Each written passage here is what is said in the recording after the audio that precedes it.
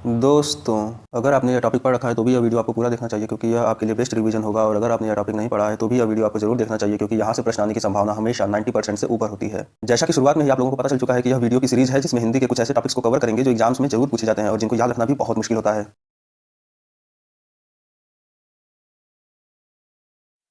जय हिंद दोस्तों, मैं हूं श्री और स्वागत है आप सभी का हमारे YouTube channel the viewers choice में।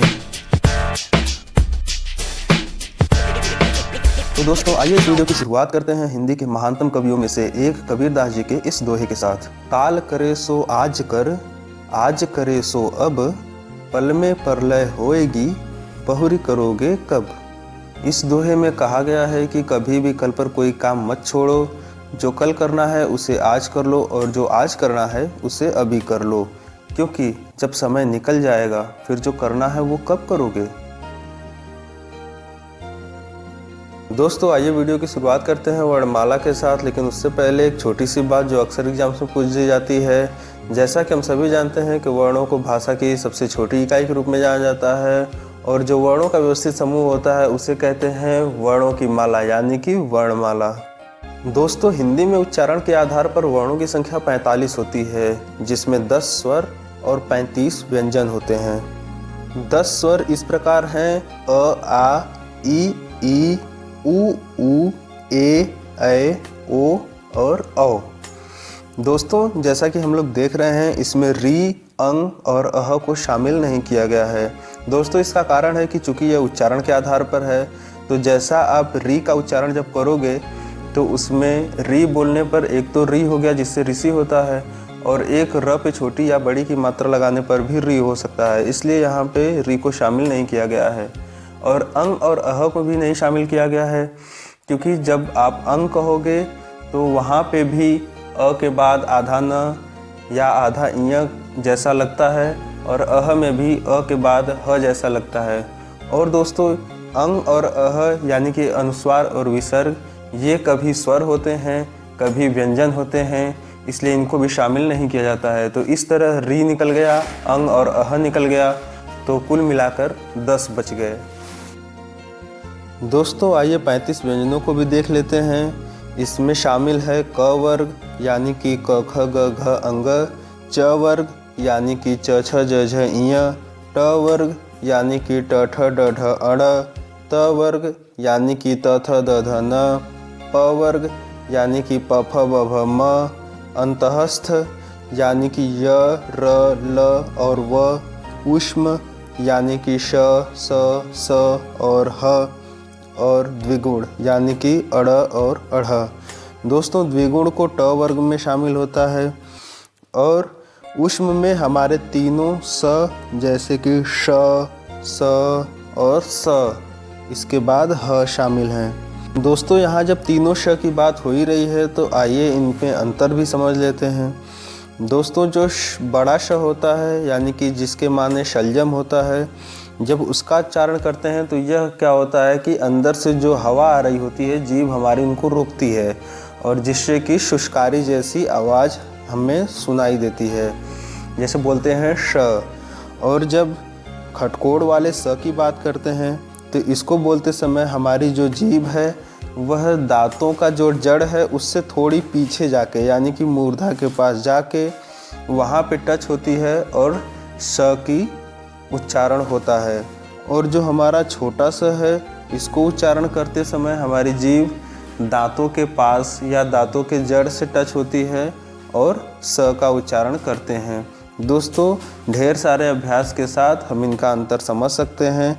दोस्तों, इस प्रकार हम गिनती करें तो क वर्ग में 5, च वर्ग में 5, ट वर्ग में 5, त वर्ग में 5 और प वर्ग में 5, यानी कि 5 बच्चे 25 हो गए। 4 अंतःस्थ तो 25 4 29 हो गए, 4 ऊष्म 29 4 33 हो गए और 2 द्विगुण तो 33 और 2 35, यानी कि कुल वर्णों की संख्या हो गई 35। दोस्तों, अगर लेखन के आधार पर बात करें तो कुल वर्णों की संख्या होती है 52, जिसमें 13 स्वर, 35 व्यंजन और 4 संयुक्त वर्ण शामिल हैं। दोस्तों, चूंकि यह लेखन के आधार पर बात की जा रही है तो यहाँ पर हम सभी वर्णों को गिनेंगे। 13 स्वर इस प्रकार हैं: अ, आ, ई, उ, ऊ, री, ए, ऐ, ओ, औ, अंग, अह। दोस्तों यहाँ हम देख पा रहे हैं कि जो उच्चारण के आधार पर 10 स्वर थे उसमें 3 और जुड़ गए हैं और वो हैं री, अंग और अह। इस प्रकार हमारे कुल स्वरों की संख्या हो गई 13। दोस्तों बात करें व्यंजनों की तो क वर्ग, च वर्ग, ट वर्ग, त वर्ग, प वर्ग, अंतःस्थ, ऊष्म और द्विगुण। इसके अलावा 4 और जुड़ जाएंगे, संयुक्त वर्ण क्ष, त्र, ज्ञ और श्र। इस प्रकार कुल व्यंजनों की संख्या हो गई 35, में 4 जुड़ जाएंगे तो 39। आइए यहाँ संयुक्त वर्ण श, त्र, ज्ञ और श्र को भी देख लेते हैं। जो हमारा क्ष है वो आधा क और खटकोण स के मिलने से बना हुआ है। जैसा कि देख रहे हैं कि इनको इंग्लिश में KSHA से लिखा जाता है, तो K से हो गया आधा क और SHA से खटकोण वाला श होता है। तो इस प्रकार हम इसे याद रख सकते हैं। इसी प्रकार त्र की बात करें तो यह बनता है आधा त और र से। इसको जब अंग्रेजी में लिखा जाता है तो TRA लिखा जाता है। तो T से हो गया आधा त और RA से र हो गया। तो दोस्तों इस तरह हम इसको याद रख सकते हैं। ज्ञ बनता है आधा ज और इ से।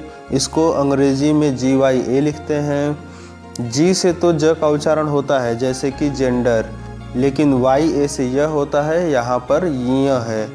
तो दोस्तों यहाँ पर ध्यान देने वाली बात है कि ज्ञ बनता है आधा ज और इ से। अब बात करते हैं श्र की।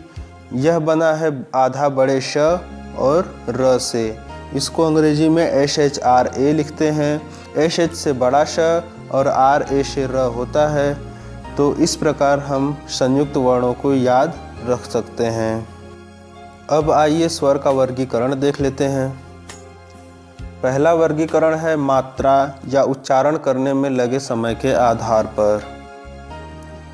दोस्तों मात्रा या उच्चारण करने में लगे समय के आधार पर स्वर 3 हैं, ह्रस्व, दीर्घ और प्लुत। ह्रस्व की बात करें तो जो कम समय में बोल दिए जाएं वो ह्रस्व हैं, जैसे अ, छोटी ई, छोटा ऊ। और दीर्घ की बात करें तो जिनको बोलने में अपेक्षाकृत अधिक समय लगे, यानी कि ह्रस्व से ज़्यादा, जैसे आ, बड़ी ई, बड़ा ऊ, ए, ऐ, ओ और औ। दोस्तों दीर्घ वाले में कहीं कहीं आप आ के ऊपर चंद्राकार जैसा देखेंगे, जैसे आल लिखते हैं तो ऑल होता है। लेकिन चूंकि वह आ से ही बना है तो जहाँ जहाँ आ रहेगा उसके पास आप चंद्रबिंदु लगा दीजिए, चंद्राकार लगा दीजिए, कुछ भी लगा दीजिए, वो दीर्घ ही रहेगा, क्योंकि आ खुद ही दीर्घ है। दोस्तों अब बात आती है कि ह्रस्व और दीर्घ को याद कैसे रखें।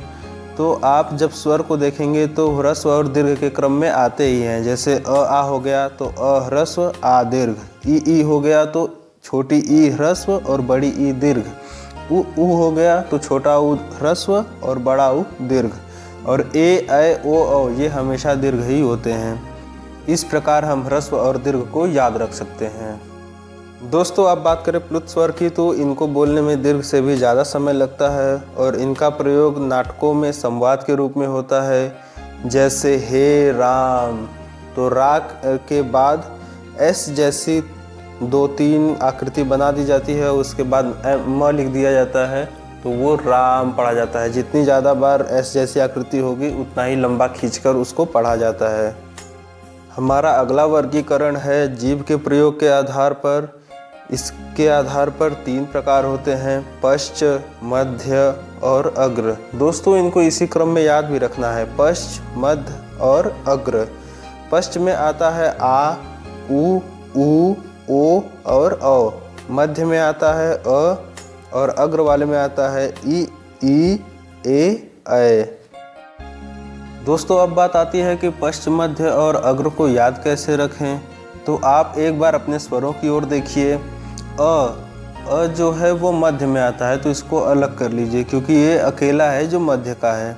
इसके बाद आ आता है पश्च, फिर ई ये आता है अग्र, फिर उ ये आता है पश्च, फिर ए, ऐ ये आता है अग्र और फिर ओ और औ ये आता है पश्च।